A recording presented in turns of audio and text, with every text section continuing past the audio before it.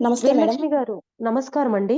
ఆ! మీరు మొదటిగా మన పీఠంలోకి వచ్చే ముందు అంటే మీ గురించి చెప్తారా? మీ పేరు, మీరు స్వస్థలం కానివ్వండి, మీ వృత్తి, దాని గురించి కాస్త వివరణ ఇస్తారా? మేడం చెప్తాను. నా పేరు వీరలక్ష్మి. నేను మచిలీపట్నంలో ఉంటానండి. నేను ఇంట్లో టైలరింగ్ పనులు, డ్రెస్సులు కుట్టడం అలాంటివి నేను చేసుకుంటాను.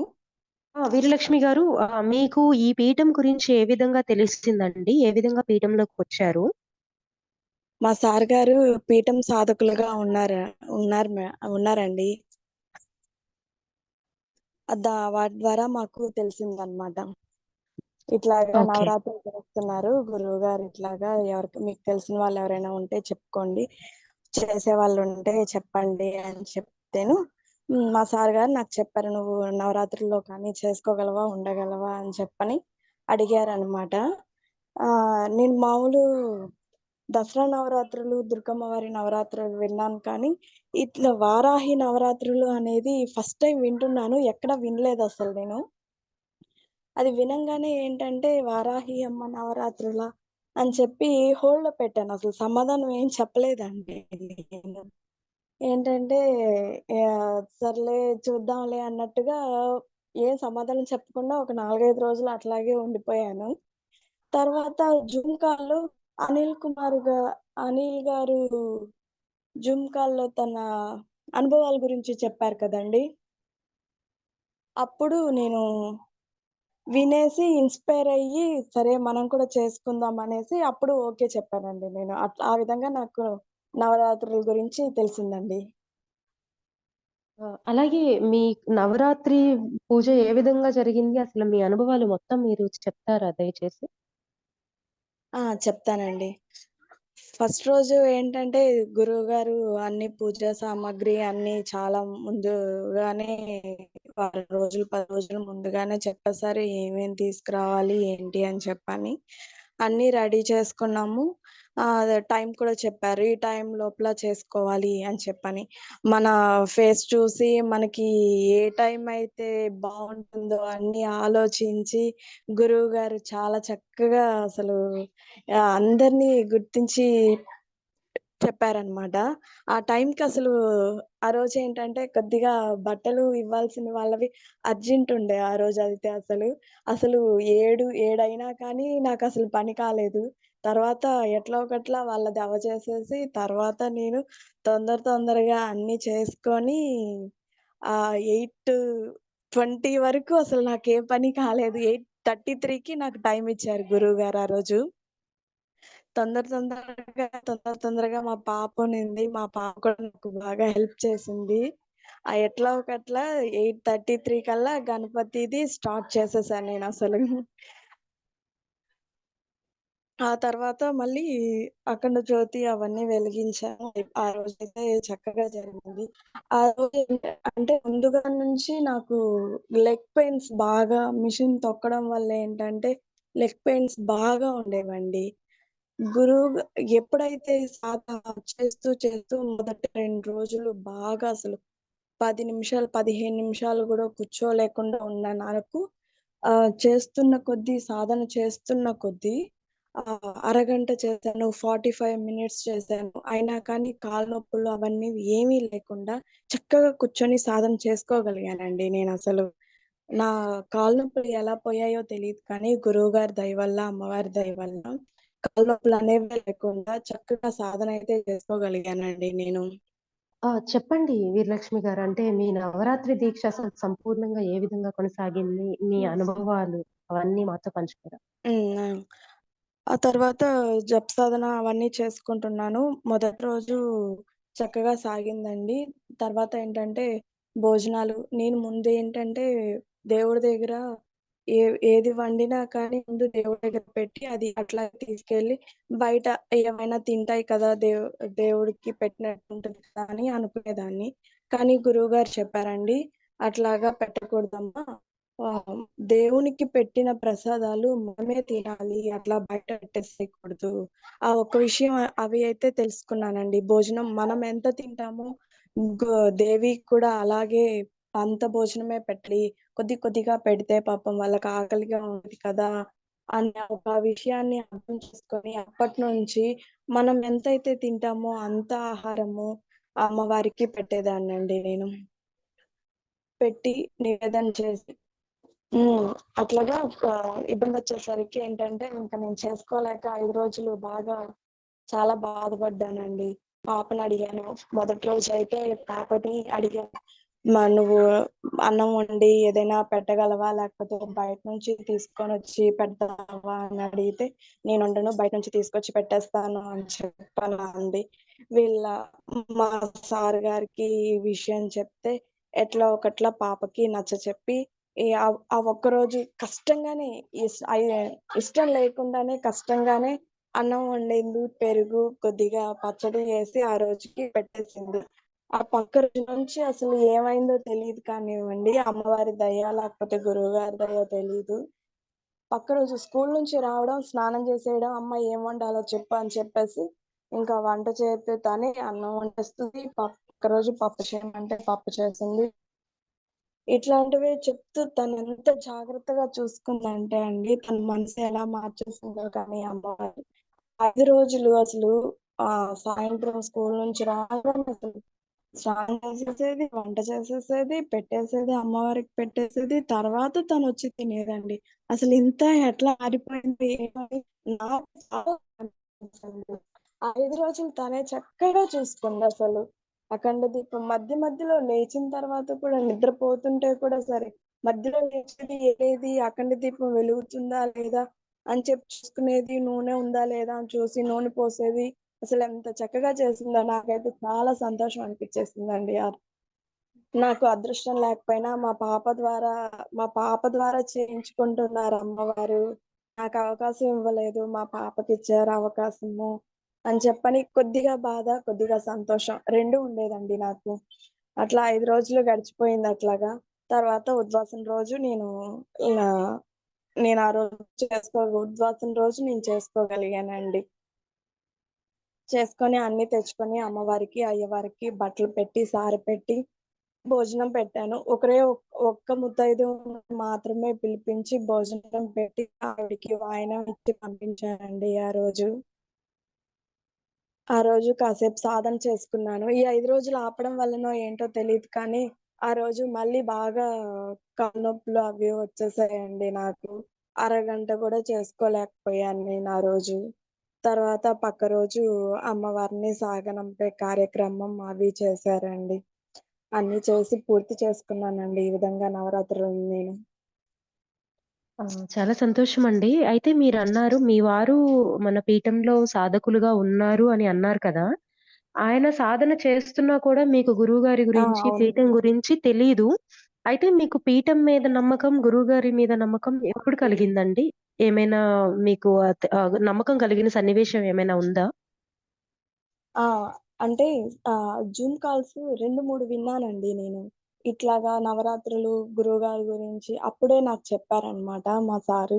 చెప్పిన తర్వాత 2, 3 జూమ్ కాల్స్ విన్నాను. వారు ఎట్లా వచ్చి ఎంత గురువుగారి కోసం ఎంత తపన పడి ఎట్లా చేసుకొని ఎలా వచ్చారు, పీఠానికొచ్చిన తర్వాత గురువుగారి గురించి వాళ్ళు చెప్పడం, వాళ్ళ అనుభవాలు ఇంకేంటంటేనండి గురువుగారు మనం ఏదైనా అనుభవం వచ్చింది అనంటే, దానికి తర్వాత దానికున్న పరిష్కారం ఏంటి అని అన్నీ తెలియజేసేవారండి. అట్లాగా కొద్ది కొద్దిగా వాళ్ళ అనుభవాలు అవి విన్న తర్వాత పీఠం మీద గాని, గురువుగారి మీద గాని నమ్మకాన్ని ఇంకా నేను కూడా చేసుకుంటాను అనే ఒక చెప్పానండి నేను. ఓకే. అంటే, నవరాత్రులు మీరు ఇదే మొదటిసారా అండి? అంతకుముందు ఏమైనా చేసారా? లేదండి. అసలు ఏ నవరాత్రులు చేసుకోలేదు నేను ఇంతవరకు. మొదటిసారిగా ఇదే నవరాత్రులు చేసుకోవడం అండి నేను. ఓకే. వారాహి ఎట్లా అమ్మవారి చేయ గురించి ఆ! చెప్పండి. ఎట్లా చేసుకోవాలి, ఏంటి విధానాలు ఏంటి, ఏమీ తెలీదండి అసలు నాకు. గురువుగారు ఎలా అయితే చెప్పారో, దాని ప్రకారంగా చేసుకుంటూ వెళ్ళిపోయానండి. గురువు గారు అయితే అసలు చాలా చాలా ధన్యవాదాలు గురువు గారికి. అలాగే అండి. అంటే మనకి వారాహి అమ్మవారి గురించి మీకెలా తెలిసింది? అంటే ఈ నవరాత్రులు చేసుకోవాలని ఎలా అనిపించిందండి? అదేనండి చెప్పాను కదా! నేను ఇంతవరకు వినలేదండి అసలు. ఎప్పుడైతే మా సార్ గారు ఇట్లా వారాహి నవరాత్రులు పీఠం ద్వారా చేస్తున్నారు, నువ్వేమైనా చేసుకోగలవా అని అడిగారు. ఆ తర్వాత నేను యూట్యూబ్‌లో వాటిల్లో చూసానండి. వారాహి అమ్మవారు నవరాత్రులు చేసుకుంటున్నారు. వాటిలి గురించి విన్న తర్వాత అప్పటికి కూడా నాకు కలగలేదండి చేసుకోవాలి అనేది అభిప్రాయం అయితే రాలేదు. ఎప్పుడైతే జూమ్ కాల్స్‌లో ఆహ్, అనిల్ గారివి, రవి రవి గారివి విన్న తర్వాత, సరే మనం కూడా చేసుకుందాము. ఇంతమంది ఇంత నమ్మకంగా ఇన్ని సంవత్సరాలుగా, ఇన్ని నెలలుగా సాధన చేసుకొని సిద్ధి పొందారు అనంటే, ఏదో అమ్మవారికి కొద్దిగైనా మనం దగ్గరవుతాం కదా! అనే ఒక ఉద్దేశంతో నేను నవరాత్రులు మనం కూడా చేసుకోవాలి అనేసి ఆలోచనొచ్చిందండి నాకు. ఓకే అండి. అంటే మంత్రదీక్షకి మీకు ఎంత ఖర్చయిందండి? అంటే మీకు బాగా ఖర్చు పెట్టేంతగా అయిందా? గురుదక్షిణ ఏమైనా అడిగారా పీఠం నుంచి? ఎవ్వరు ఏమీ అడగలేదండి. నాగమణి గారైతే నాకు బాగా సపోర్ట్ చేశారండి అసలు. ఏ విషయం ఏ టైంలో ఫోను చేసి ఇట్లా డౌటుంది మేడం, సందేహం ఉంది ఏమైనా చెప్పగలరా అంటే, వెంటనే ఫోను చేసి చెప్పండమ్మా మీ సందేహాలేంటి అని చెప్పని అడిగి, కనుక్కొని చాలా చక్కగా ఏ టైంలో అయినా గానీ చక్కగా చెప్పేవాళ్ళండి అసలు. చాలా సేపు మాట్లాడి నాకేదైనా భయంగా ఉంది, టెన్షన్‌గా ఉంది అంటే కూడా ధైర్యం చెప్పి, చాలా ప్రోత్సహించారండి నాగమణి గారు. చాలా థాంక్స్ అండి. ఎందుకంటే అది గురువుగారు కొంతమంది లీడర్స్‌కి ఇచ్చిన బాధ్యత. వారి బాధ్యత హ్మ్. తప్పకుండా నిర్వర్తించాలి. అలాగే నేను కూడా నిర్వర్తించానండి అంతే. ఆహ్, హ్మ్. అయితే మనకి పీఠంలోకి మీరొచ్చిన తర్వాత మీకు పీఠం నియమాలు కానీ, పద్ధతులు గానీ ఎలా అనిపించాయండి? పీఠంలో నియమాలు అనంటే, మామూలుగా ఏంటంటే, పూజ అనేది మామూలుగా చేసుకునేదాన్ని అండి. కానీ గురువుగారు ఏం చెప్పారనంటే, పూజ ఎలాగైనా చేసుకోవచ్చు. కానీ జపసాధన చేస్తేనే మనం భగవంతునికి దగ్గరవుతాం అన్న ఒక విషయం చెప్పిన తర్వాత నుంచి, సరే మనం ఎట్లాగైనా చేసుకోవాలి ఆ అమ్మవారిని దగ్గరగా ఉండాలి అమ్మవారికి మనం అనేసి ఒక విషయం ఇంకా చాలా విషయాలు తెలుసుకున్నానండి. ఎట్లా చేసుకోవాలి? ఏంటి? అనేదన్నీ తెలుసుకున్నానండి గురువుగారు చెప్పడం ద్వారా. ఓకే. అమ్మ మంచిదండి. మీకు పీఠం నియమాలు కానీ, పద్ధతులు గాని ఎలా ఉన్నాయి? అంటే మెయింటెనెన్స్ గురించి అవి ఎలా అనిపించాయమ్మా మీకు? పీఠం నియమాలు గాని, పద్ధతులు గాని ఎలా ఉన్నాయమ్మా? అంటే మెయింటెనెన్స్ అవి చా ఎలా అనిపించింది మీకు? చాలా చక్కగా ఉందండి. పూజ పూజకు సంబంధించినవి కూడా ఏంటంటే, గురువుగారు ఒక్కటే చెప్పారు.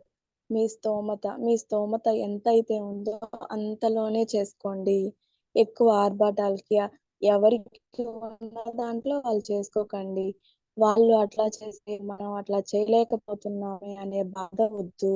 మీరు సంతృప్తి పడితేనే దేవి కూడా అమ్మవారు కూడా సంతృప్తి పడినట్టు. మీరు దిగులుగా వాళ్ళిట్లా చేశారు, వీళ్ళిలా చేశారు అనేసి అనుకున్నారంటే మీకున్న ఎ వచ్చే ప్రతిఫలం ఏమీ ఉండదు. ముందు మీరు సంతృప్తి చెందండి. తర్వాత ఆటోమేటిక్‌గా అమ్మవారు కూడా సంతృప్తి చెందుతారు అనేసి చాలా చక్కగా వివరించారండి ఆ గురువుగారు. ఇంకా సరే. పద్ధతులు, పీఠం నియమాలు గురించి అనంటే నేను తెలుసుకున్న ఇంకా పీఠం పద్ధతులు సాధకులు అనంటే అమ్మా చెప్పండి మీరు. గురువుగారు ఒకటే చెప్పారు. చెప్తున్నానండి. గురువుగారు ఏం చెప్పారంటే పద్ధతుల గురించి మీరు ఆహ్, ఈ నేల మీదే పడుకోవాలి. బయటికెళ్ళొచ్చారనంటే ఖచ్చితంగా స్నానం చేసి, బాత్రూమ్‌కెళ్ళినా స్నానం చేసి ఆహ్, దేవుడికి అన్నీ చక్కగా చేసుకొని, అన్నీ చేసుకోవాలని చెప్పారండి. పద్ధతి చాలా బాగా నచ్చింది నాకసలు. నిజమే ముందు రోజుల్లో అయితే అలాగే చేసేవాళ్ళు. కానీ ఇప్పుడు ఎవరు అలా చేసుకోవట్లేదు. సనాతన ధర్మం గురించి కూడా గురువుగారు చాలా చక్కగా చెప్పారండి. అదే అండి. ఇది పీఠం సాధకులు మీకు ఎలా సహాయపడ్డారమ్మా? చాలా చాలా బాగా సహాయపడ్డారండి. ఏ చిన్న విషయం, ఏ డౌట్ వచ్చినా కానీ వెంటనే క్లారిఫై చేసేవారు.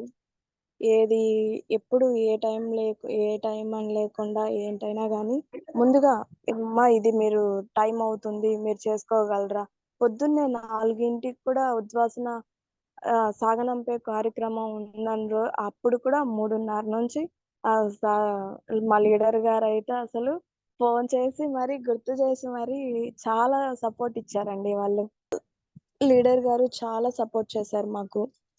పొద్దున్నే ఈ టైం అయిపోతుందండి. మీరు అన్నీ సిద్ధం చేసుకున్నారా? అన్నీ రెడీ చేసుకున్నారా? ఏమైనా ఉంటే అన్నీ చూసుకోండి అని చెప్పని ముందుగానే మాకు అన్నీ దగ్గరుండి చూసుకొని ఆహ్, ఉద్వాసన సాగనంపే రోజు కూడా తెల్లవారుజామున 3:30కి ఫోను చేసి మాకు ఏంటండి మీరు లేచారా? లేదా? చేసుకుంటున్నారా? అని చెప్పని కనుక్కొని చాలా చాలా కేర్ తీసుకున్నారండి మా లీడర్ గారైతే. హ్మ్. అదేమ్మా. ఇంకా మీరు రాగానే మొదటి రోజే సాధకుల అనుభవాల గురించి జూమ్ కాల్ జరిగేవి అవి విన్నారా? వాటి గురించి మీరేం నేర్చుకున్నారు? పోయిన సంవత్సరం వారాహి అమ్మ నవరాత్రులు చేసిన వాళ్ళ వీడియోలు అవి చూసానండి నేను. విన్నాను. హ్మ్.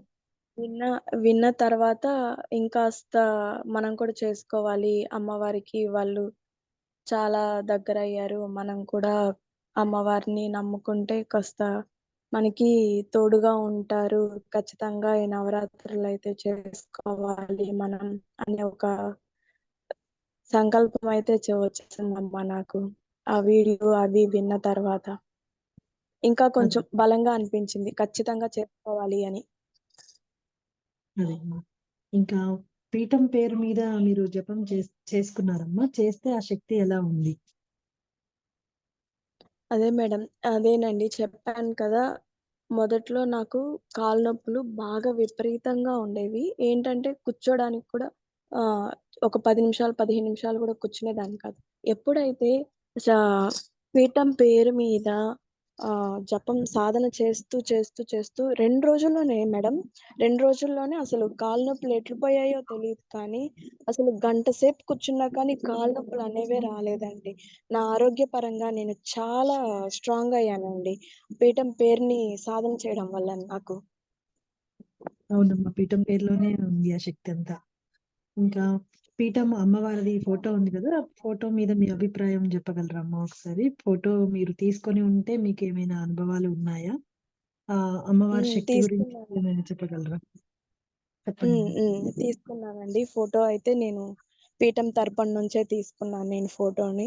ఫోటోని చూడంగానే ముందు నాగు నాగదేవత నాగుపాములు తలలు అట్లా వచ్చి కింద వారాహి అమ్మ, కింద మళ్ళీ కాళీ అమ్మ, ఇటు పక్కేమో కాలభైరవుడు, ఆంజనేయ స్వామి అందులో లేని దేవుళ్ళంటూ లేరమ్మా. ప్రతి ఒక్కరు శివయ్య అందరూ ఉన్నారమ్మా. అందరి దేవుళ్ళు ఒకే ఫోటోలో నిక్షిప్తమై ఉంటుంటే అసలు ఇంకే పటాలు, ఇంకే ఫోటోస్ అవసరం లేదు. ఈ కాళీ అమ్మవారి ఫోటో ఒక్కటి పెట్టుకొని పూజ చేస్తే అందరి దేవతలు అనుగ్రహాలు మనకి దొరుకుతాయి అనే ఒక నమ్మకం అయితే వచ్చిందమ్మా. అదే అమ్మా. అదంతా గురువుగారి దయమ్మ. గురువుగారే అదంతా క్రియేట్ చేసి మొత్తం చేశారు. ఇంకా చాలా శ్రమ పడ్డారంట గురువుగారు ఆ ఫోటో కోసం. ఆ ఫోటో ఎట్లా క్రియేట్ చేయాలి? ఎట్లా చేయాలి? అనేది అవును. గురువుగారిని నిజంగా చాలా చాలా ధన్యవాదాలు గురువుగారికి. అవునమ్మా. చాలా గురువుగారు గురువుగారు లేకపోతే అసలు మేము ఈ నవరాత్రులని చేసుకునే వాళ్ళమే కాదండి అసలు. చాలా గురువుగారు కూడా మాకొచ్చిన అనుభవాల్ని ఒక్కొక్కటి చూసి ఏదో చెప్పారు కదా! మనం గూడా చెప్పేసేయాలని కాకుండా గురువుగారు అదెందుకొచ్చింది? ఏంటి? అని బాగా డీప్‌గా శోధన చేసి మాకు దాని గురించిన విషయాలు అవి పరిష్కారాలు చెప్పడం అయితే మాకు చాలా బాగా నచ్చాయండి. గురువుగారికి చాలా చాలా ధన్యవాదాలు. అదే అమ్మా. గురువుగారు మీకు విధి విధానాలు ఇవ్వడం గాని, మంత్రం ఇవ్వడంలో గాని, మీకు ఇబ్బందులేమన్నా వచ్చాయా? ఎలా ఉంది ఆ పద్ధతంతా మీకెలా అనిపిచ్చింది? విధి విధానాలు చెప్పారండి. అన్నిటికి ఒప్పుకున్న తర్వాతే గురువుగారు మంత్ర ఆ మంత్రం అనేది ఇచ్చారు మాకు. చేసుకున్నాను. కాకపోతే ఏంటంటే ఎక్కువ రోజులు చేసుకోలేకపోయానే. ఆ 5 రోజులు ఇట్లా ఇబ్బందొచ్చేసిందే, చేసుకోలేకపోతున్నాను అనే ఒక బాధైతే నా మనసుకి ఇప్పటికీ ఉండిపోయిందమ్మా అదలాగా. అదే. అదే అండి. ఆహ్, వీరలక్ష్మి గారు, ఆ! మామూలుగా ఇప్పుడు మీరు నవరాత్రులు చేసుకున్నారు కదండీ! మీరు చేసుకున్నారు. మీ పాప గూడా చేసింది తను. ఆ అమ్మవారే తన చేత చేయించుకున్నారండి. అయితే మా అవునండి. అంటే మీ వారు సాధనలో ఉన్నారు. సో, వాళ్ళు సాధన చేస్తున్నారు కాబట్టి మీకు కూడా నమ్మకం కలిగింది. అయితే ఇలాగా గురువుగారు మంత్రోపదేశం ఇస్తారు అని అన్నప్పుడు ఇది ఆన్‌లైన్‌లో తీసుకునే మంత్రం గదా!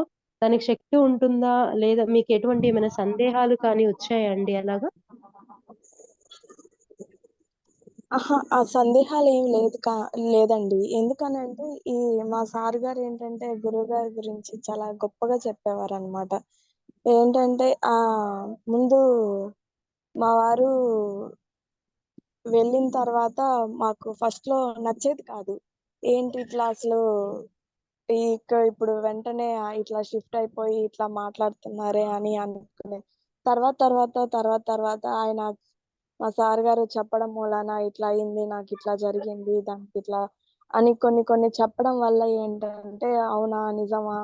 నిజంగానే గురువుగారు అంత శక్తి శక్తివంతులా అని చెప్పని నమ్మకం కలిగి, తర్వాత నేను నవరాత్రుల గురించి చేసుకోవాలి అనే ఒక నమ్మకం అయితే కలిగిందమ్మా నాకు. మంచిదండి. మీకు నవరాత్రిలో వచ్చిన అనుభవాల్లో మీకు నచ్చినవి ఏమైనా చెప్పగలరా? నాకు నచ్చినవి ఏంటంటేనండి ఆహ్, రెండో రోజు, మొదటి రోజు ఏమి అనుభవం రాలేదండి. రెండవ రోజు అఖండ జ్యోతిలో నుంచి అమ్మవారి అఖండ జ్యోతిలో నుంచి అమ్మవారు మొహం కనపడిందండి నాకు. కాసేపు కళ్ళు మూసుకొని దండం పెట్టుకున్నప్పుడు ఆ జ్యోతిలో నుంచి అమ్మవారు మొహం అట్లాగా కనపడి, అట్లాగే ఓకే. అవే వాటితో పాటు ఇంకా ఏమైనా అనుభవాలంటే మనకి ఉద్వాసన రోజు కానివ్వండి, అమ్మవారికి నైవేద్యాలు సమర్పించినప్పుడు ఇంకా ఏమైనా అనుభవాలు కలిగాయా మీకు? నాకు ఏమి అనుభవాలేమి ఎక్కువ రాలేదండి. ఎక్కువ రోజులు చేసుకోలేదు కదా నేను. అందుకని అనుభవాలు ఎక్కువేమి రాలేదు. అదొక్కటి వచ్చింది. తర్వాత ఏంటంటే నేను ఒకరోజు మాత్రం అంటే ఇది నవరాత్రులకి ముందే అన్నమాట. ముందే ఏంటంటే అమ్మవారికి భోజనం పెట్టినప్పుడు కళ్ళు మూసుకొని, "అమ్మ మీరు తినండి. మాకున్న దాంట్లో మీకు పెట్టాను. మీరు స్వీకరించి తినండమ్మా" అని చెప్పి కళ్ళు మూసుకున్నప్పుడేంటంటే, ఆ ఆహారం మొత్తం అమ్మవారు నోట్లోకి వెళ్ళిపోతున్నట్టు, అమ్మవారు తిన్నట్టు నాకు అట్లాగా కనిపించిందండి అది. ఆ ఒక్క అనుభవం అయితే నాకు చాలా తృప్తిగా అనిపిచ్చిందండి. అమ్మవారు మన ఇంట్లో ఉన్నారు. పెట్టింది మనం ఆవిడకి అమ్మవారికి ఇచ్చింది తింటున్నారు అమ్మవారు అనే ఒక సంతృప్తి నాకు బాగా కలిగిందండి. చాలా సంతోషమండి. అంటే అనుభవాలు అందరికీ రావు. మనకిక్కడికొచ్చే వరకు కూడా వస్తాయని తెలీదు. కానీ తప్పకుండా హ్మ్. అమ్మవారి అనుగ్రహం ఉండబట్టే మీరు నవరాత్రులు సంపూర్ణంగా చేసుకున్నారండి. అదే గొప్ప అదే. విషయం. హ్మ్. హ్మ్. అయితే నిజమేనండి. మనకి చెప్పండి. ఇవన్నీ అసలు గురువుగారు, అమ్మవారి కృప నా మీద ఉండడం వల్లే నేను మొదలుపెట్టాను అని నేను భావిస్తున్నానండి. తప్పకుండా అండి. అందుకే మనకి అవకాశం కలిగింది. మనకి నవరాత్రులకి హ్మ్. ముందే మీరు పీఠంలోకి వచ్చారు కదండీ! అప్పుడు గురువుగారు కొన్ని పురాణ ప్రవచనాలు ఇవ్వటం జరిగింది. అలాగే పీఠం పేరు మీద జపసాధన చేసుకోండి అని చెప్పారు కదా! మీకు ఆ పీఠం శక్తి హ్మ్. ఎలా అనిపిచ్చిందండి? మీరు తెలుసుకున్నారా పీఠం యొక్క శక్తి? చాలా చాలా చక్కగా తెలిసిందండి. నాకు 2 రోజుల్లోనే రిజల్ట్ కనపడింది నాకు. ఏంటంటే నాకు బాడీ పెయిన్స్ ఇవన్నీ చాలా వరకు తగ్గిపోయాయి. చాలా సేపు కూర్చొని చేసుకోగలుగుతున్నాను నేనసలు. అమ్మవారి పీఠం యొక్క పేరు సాధన చేయడంలోనే నాకు మార్పులు కనపడ్డాయండి. తర్వాత ఈ జప సాధన, తర్వాత అమ్మవారి గు అనుభవాలు ఇవన్నీ. ఒకసారి నవరాత్రుల్లో నాకు ఒకసారి గేదెలు అవి కనపడితేను గురువుగారు చెప్పారు. "అవన్నీ దుష్ట శక్తులమ్మా. అవి మీరు చేసుకుంటూ ఉండండి. అవే పోతాయి" అని చెప్పారనమాట. అదొక అనుభవం వచ్చింది నాకు. ఓకే. అంటే మీకు జపసాధన చేసుకున్నప్పుడు ఏమైనా ఇబ్బందులు కలిగాయా అండి? అంటే జపసాధన కొనసాగించకుండా ఇబ్బందులు కానీ, అలా వస్తే వాటిని మీరు అధిగమించటం అంటే ఎలా అధిగమించారు అది తెలియజేస్తారా? ఇబ్బందులు ఏమీ రాలేదు మేడం. ఏంటంటే నాకు మిషన్ అదే నేను టైలరింగ్ చేస్తానని చెప్పాను కదండీ! ఎంత టైం అయినా కానీ ఆహ్, అప్పుడు ప్రెషర్ బాగా ఎక్కువ. బట్టలు ఎక్కువ ఇవ్వటం, మాకు అర్జెంటు ఇవి ఇదివ్వండి, నాకు ఈ టైం కల్లా నాకిది కావాలి అంటే, నేను 11 వరకు కూడా కుట్టి, తర్వాత వాళ్ళకి ఇచ్చిన తర్వాత, నేను తర్వాత కూర్చొని 11:30 అయినా, 12 అయినా కూర్చొని సాధన చేసిన రోజులు కూడా ఉన్నాయండి. ఓకే. అయితే సాధనైతే మీరు ఏ రోజు హుహు. చెప్పండి. సాధనైతే ఏ రోజు ఆపలేదండి. కనీసం ఒక అరగంటన్నా కూర్చొని చేసుకునేదాన్ని. ఓకే. అయితే మీరు అఖండ దీపారాధన పెట్టడం ఇదే మొదటిసారి అన్నారు కదండీ! ఆ మొదటి రోజు మీరు ప్రారంభించిన అప్పుడు మీ అనుభవం చెప్తారా? హ్మ్. అఖండ దీపం ఎలా పెట్టాలి? ఏంటి? ఏది తెలీదండి. లీడర్ గారిని ఆ రోజు కొంచెం బాగా ఇబ్బంది పెట్టేసాను నేను. లీడర్ గారిని చాలా క్వెషన్‌లు అడిగి ఎట్లా వేసుకోవాలి? ఏంటి? అని చెప్పి. ఏంటంటే గురువుగారు టైం కల్లా గణపతి ప్రార్థనైతే స్టార్ట్ చేయమన్నారు. అది అఖండ దీపం వెలిగించిన తర్వాత చేయాలా? లేకపోతే గణపతి ప్రార్థన చేసిన తర్వాత అఖండ జ్యోతి వెలిగించాలా? అనేది కొంచెం కన్‌ఫ్యూజ్ అయిపోయి, టెన్షన్ పడి ముందు గురువుగారైతే గణపతి ప్రార్థన స్టార్ట్ చేయమన్నారు కదా! అని చెప్పని స్టార్ట్ చేసేసి, తర్వాత అఖండ జ్యోతి అయితే వెలిగించానండి. మా లీడర్ గారు గూడా ఎట్లా చేయాలి? ఏంటి? అనేది క్లియర్‌గా రాసి, మాకు ఫోటోలు పెట్టి, స్టెప్ బై స్టెప్ ఎలా చేసుకోవాలి అనేది క్లియర్‌గా చెప్పడం వల్ల చాలా అనుమానాలు మాకు తీరిపోయాయండి. అయితే మీకు అంటే మీ సాధకులు కానివ్వండి, మీకిచ్చిన లీడర్ గారి సహకారం అందిందని భావిస్తున్నారా మీరు? చాలా చక్కగానండి. ఫుల్ 100% అందించారండి వాళ్ళు. ధన్యవాదాలండి. ఇది అదే గురువుగారు ప్రతి ఒక్కళ్ళకి అలాగే నేర్పిస్తారండి. మనకి పీఠంలోకొచ్చిన తర్వాత అసలు మాట్లాడటం రాని వాళ్ళు కూడా హ్మ్. మాట్లాడతారు. ఇలాగే అన్నీ నేర్పిస్తారు. అన్నీ నేర్చుకుంటాము. మన బాధ్యత అది. అయితే హ్మ్.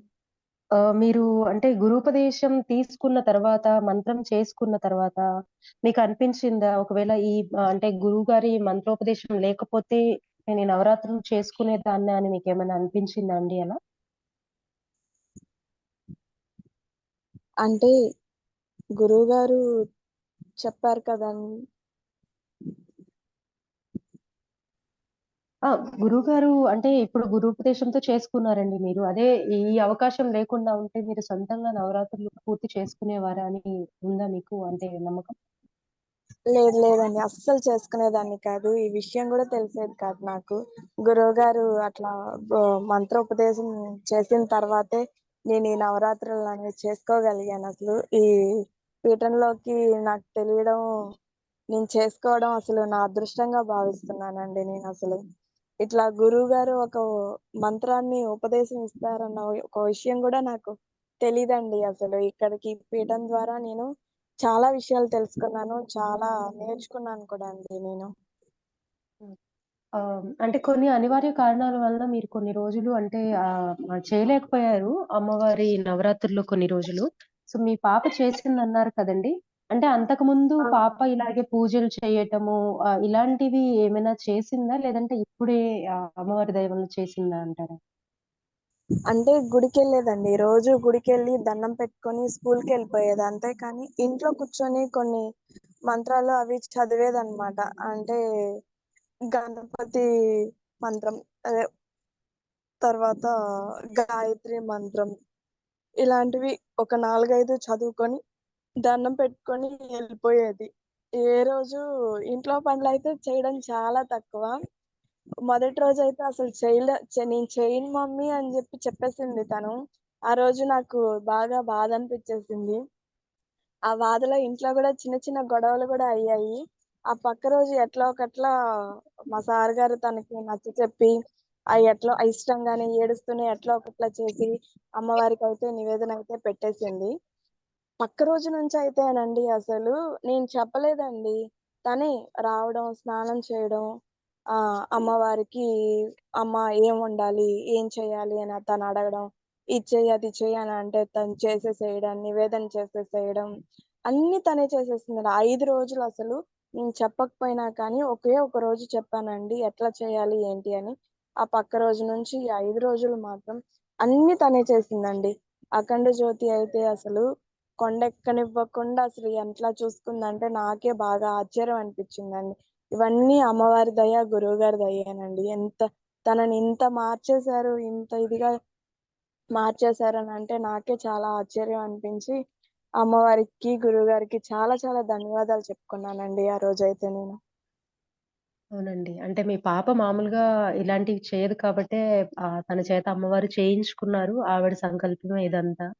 అయితే మనకి ఉద్వాసన కార్యక్రమం గురించి గురువుగారు ఒక విధి విధానాలు చెప్పారు. అందులోనే పిల్లల్ని ఏ విధంగా పెంచాలి, వారికి ఎటువంటి బాధ్యతలు నేర్పించాలని చాలా వివరించారు కదా! అది ఆ! విన్న తర్వాత మీ అభిప్రాయం చెప్తారా? గురువుగారి మాటల మీద మీ అభిప్రాయం? గురువుగారు చెప్పింది నిజానికి 100% నిజం అండి. అసలు ఇప్పుడు జనరేషన్ పిల్లలు ఎలా ఉన్నారనంటే, ఏ ఏదో లేవడం, రెడీ అవ్వడం, స్కూల్‌కెళ్ళడం, తినడం, ఫోను చూడడం ఇవే ఉన్నాయి. కానీ గురువుగారు చెప్పారు నిజంగా అట్లా చేస్తేనే పిల్లలు ఫ్యూచర్‌లో ఒక కష్టం వచ్చినా, ఒక బాధొచ్చినా, ఒక ఏదైనా ఇబ్బందొచ్చినా తట్టుకోగలిగే శక్తి వస్తుందండి. గురువుగారు చెప్పినట్టు మనం పిల్లల్ని పెంచితే పిల్లలు ఫ్యూచర్ చక్కగా ఉంటుందండి. సనాతన ధర్మం గురించి కూడా పిల్లలకి తెలియచేయాలి. ముందు మనం ఆచరించిన తర్వాతే పిల్లలకి తెలియచేయాలి.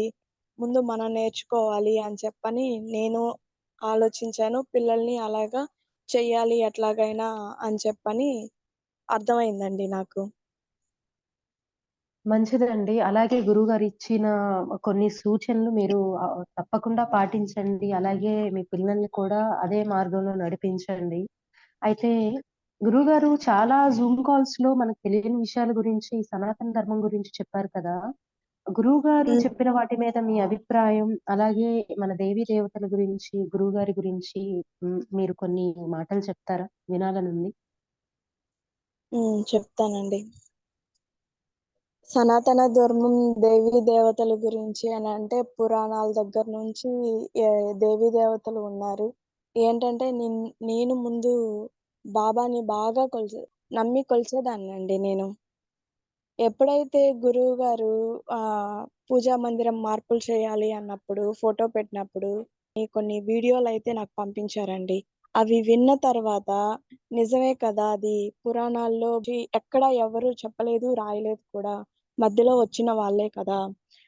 ఇప్పుడు ఈ పురాణాల్లో దేవీ దేవతల గురించే కదా చెప్పున్నారు అని చెప్పని తర్వాత ఈ పురాణాలు కొన్ని అమ్మవారి గురించి, వాళ్ళ గురించి యూట్యూబుల ద్వారా విని కొన్ని తెలుసుకొని మనం కూడా